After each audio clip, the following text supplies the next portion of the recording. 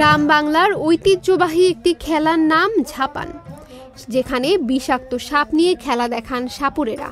চলে নানা কসরত।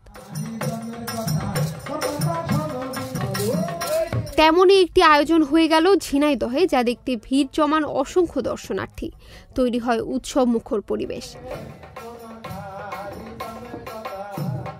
বিষধর সাপের ফনার তালে তালে নাচতে থাকেন সাপুড়ে। সাপও দেখায় নানা অঙ্গভঙ্গি। এই খেলার নাম ঝাপান। বিষধর সব সাপ নিয়ে গানের সাথে নাচতে সাপুড়েরা খেলা দেখান। সাপ ও সাপুড়ের এই বিনোদন উপভোগ করেন চারপাশে ভিড় করে থাকা শত শত দর্শক।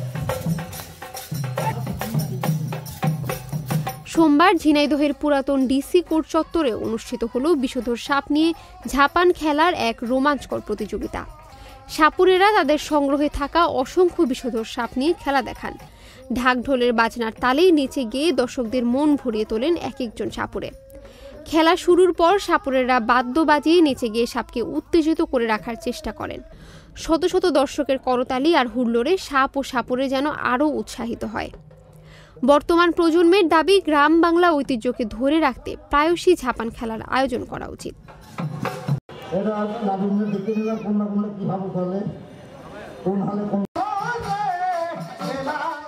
গ্রাম বাংলার ঐতিহ্যকে তুলে ধরতেই এমন আয়োজন বলে জানান আয়োজকরা।